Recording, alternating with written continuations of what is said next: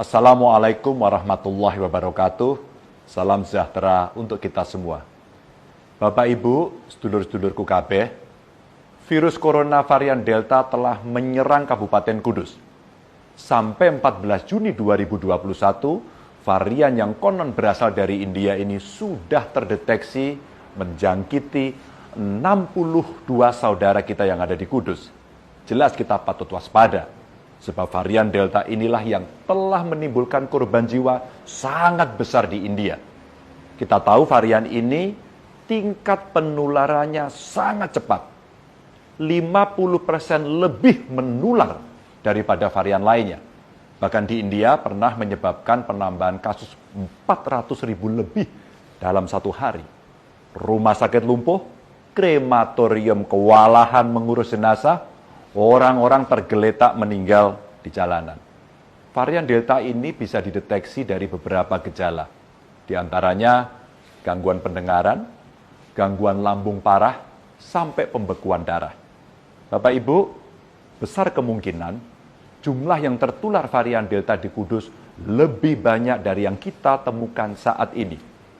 Dan sangat terbuka kemungkinan varian Delta ini juga telah masuk ke daerah-daerah lainnya. Analisanya sederhana. 62 kasus varian Delta yang terdeteksi itu adalah hasil uji laboratorium dari 72 sampel.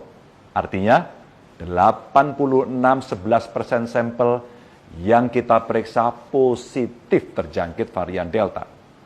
Mau dibilang dan dibantah bagaimanapun, penularan COVID-19 di Jawa Tengah sedang tinggi-tingginya dan dengan varian baru yang lebih berbahaya. Saat ini sudah ada 8 daerah di Jawa Tengah yang masuk zona merah. Kudus, Demak, Jeporo, Pati, Grobogan, Kabupaten Tegal, Brebes, dan Wonogiri. Pada 14 Juni 2021 kemarin, penambahan kasus COVID di Jawa Tengah mencapai 1.372 kasus satu hari. Dan total dalam satu minggu bertambah 3.331 orang. Tapi yang paling membuat saya grantes adalah jumlah warga yang meninggal mencapai 756 orang. Innalillahi wa inna ilaihi raji'un. Lalu bagaimana caranya untuk melawan virus varian Delta ini? Sebenarnya tidak sulit Bapak Ibu. Hanya perlu kesadaran panjenengan untuk selalu mematuhi protokol kesehatan. Sekali lagi, patuhi protokol kesehatan. Pakai terus maskermu. Jangan keluar rumah jika tidak penting. Jangan berkerumun. Kalau ada kerumunan, ingatkan mereka agar bubar. Dan sering-seringlah untuk mencuci tangan. Saya mohon kepada panjenengan tidak lengah. Karena virus varian Delta ini selalu mengintip ketika kita sedang lengah. Mungkin Bapak Ibu kemana-mana selalu memakai masker. Tapi kemudian membuka masker saat selfie, itulah celahnya. Sudah banyak contohnya. Kemarin, 13 guru di Sragen positif COVID hanya gara-gara tidak pakai masker saat selfie. Sikap menyepelekan itulah yang membuat kasus di Jawa Tengah terus-terusan naik. Saya meminta kepada seluruh warga Jawa Tengah mulai detik ini juga patuh dan taat pada protokol kesehatan. Kesadaran ini penting Bapak Ibu. Bukan hanya sadar untuk diri sendiri, tapi juga kesadaran untuk saling mengingatkan satu sama lain.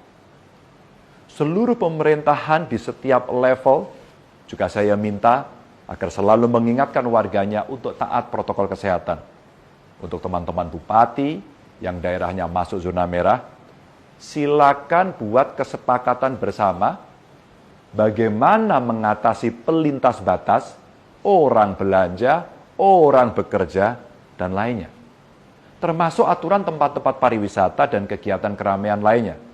Jangan sampai ketika satu daerah menutup pariwisata, daerah lain justru membuka. Kalau perlu, gerakan di rumah saja kita lakukan agar segera memperbaiki keadaan. Selain itu, pelaksanaan vaksinasi agar terus saja dipercepat. Pemprov Jateng juga membuka vaksinasi yang diprioritaskan untuk lansia. Silakan panjenengan datang ke Gedung Gradika Bakti Praja di Komplek Gubernuran setiap hari kerja. Tidak perlu berebut, karena vaksinasi ini masih kita buka sampai akhir tahun ini. Syaratnya tidak rumit, cukup bawa KTP. Untuk vaksinasi di kabupaten kota juga akan kita percepat. Kemarin, Menteri Kesehatan telah menyetujui penambahan vaksin di Jawa Tengah. Semoga ikhtiar kita bersama segera membawa kita keluar dari pagebluk ini. Terima kasih. Wassalamualaikum warahmatullahi wabarakatuh.